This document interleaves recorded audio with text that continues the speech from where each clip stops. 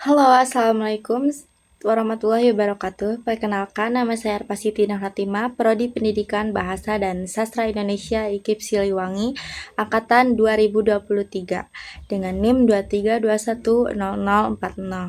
Di sini saya akan menjelaskan mengenai materi ajar teks cerita fantasi.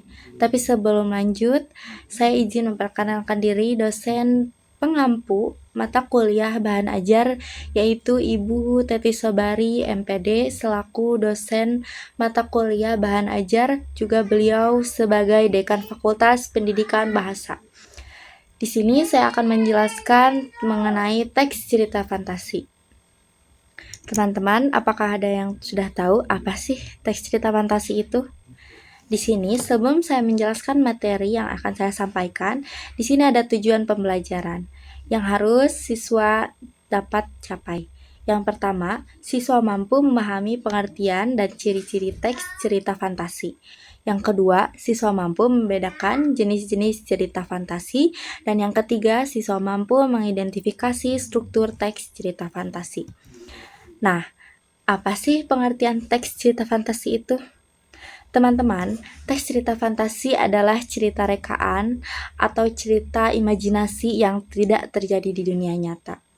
Biasanya, dalam cerita ini sering muncul dunia ajaib atau luar biasa, makhluk mitos seperti peri, naga, penyihir, atau kejadian magis yang tidak masuk logis dan tidak ada dalam kehidupan nyata.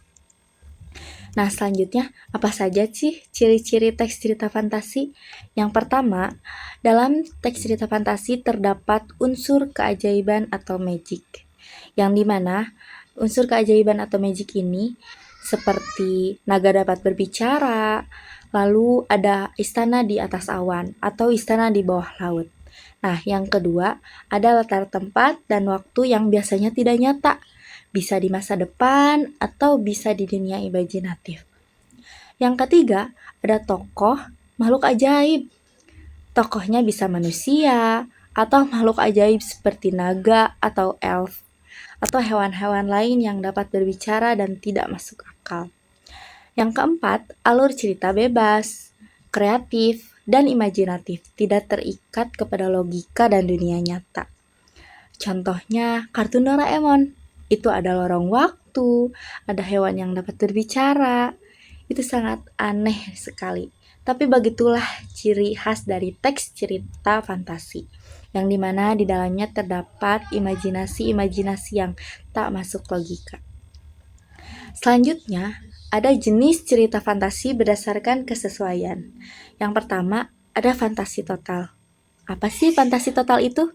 Nah, fantasi total ini adalah semua hal, seluruh isi yang di dalam teks cerita tersebut bersifat imajinatif. Nah, yang kedua ada fantasi irisan. Fantasi irisan ini yang dimana teks yang di dalamnya itu ada bagian nyata, ada bagian fantasinya juga.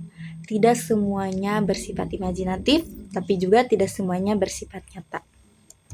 Selanjutnya, jenis cerita fantasi berdasarkan waktu. Yang pertama, ada lintas waktu. Pindah ke masa dari misalnya masa kini dan pindah ke masa lalu. Juga ada sejaman. Nah, sejaman ini biasanya terjadi dalam satu waktu, tapi ada unsur fantasinya. Nah, teman-teman, selanjutnya juga ada struktur teks cerita fantasi. Apa saja sih strukturnya? Yang pertama, ada orientasi. Orientasi ini adalah bagian pembuka yang biasanya diletakkan di awal cerita, yang isinya memperkenalkan waktu, tokoh, tempat, dan sebagainya.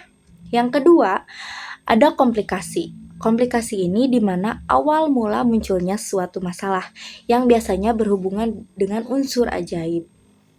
Nah, yang ketiga ada resolusi. Masalah mulai diselesaikan dan ada solusi-solusinya.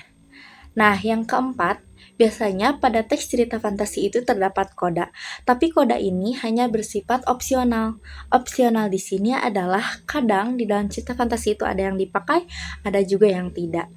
Nah, biasanya koda ini berisi tentang pesan atau refleksi yang disampaikan oleh penulis kepada sang pembaca cerita. boleh diadakan atau boleh tidak.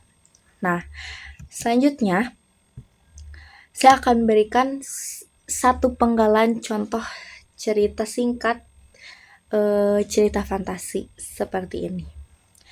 Di suatu bulan purnama, seorang anak laki-laki menemukan pintu ajaib di balik lemari kamarnya. Saat dibuka, ia masuk ke dunia bercahaya dan berkabut, tempat di mana waktu berjalan mundur. Itu menyatakan bahwa di dalam lorong pintu itu ternyata ada tempat di mana waktu itu berjalan mundur. Berarti berjalan ke masa lalu. Nah, maksudnya di sini adalah bahwa anak itu menemukan pintu ajaib di balik lemari yang masuk ke dunia yang dimana waktu itu berjalan mundur. Ini memicu imajinasi siswa dan memberi contoh kepada siswa bahwa seperti itulah cerita fantasi itu. Kalau di dunia nyata tidak mungkin ada pintu yang bisa mengatur waktu kembali mundur seperti itu, karena waktu itu akan terus berjalan maju. Nah, selanjutnya, menurut kalian, apa saja sih ciri dari teks cerita fantasi? Ayo, buatkan 3 kalimat pembuka dari cerita fantasi menurutmu. Nah, teman-teman, selanjutnya, bahwa imajinasi itu adalah kekuatan utama dari seorang penulis. Jadi, kalian jangan takut untuk menulis ide-ide aneh, bahkan ide-ide ajaib yang di luar nalar kita sebagai manusia. Maka teruslah berimajinasi dan berkarya. Yang dimana semakin kita kreatif dan berani, cerita yang kita buat pun akan semakin menarik. Mungkin cukup sekian yang dapat saya sampaikan. Mohon maaf bila ada kekurangan. Terima kasih. Assalamualaikum warahmatullahi wabarakatuh. Sampai jumpa.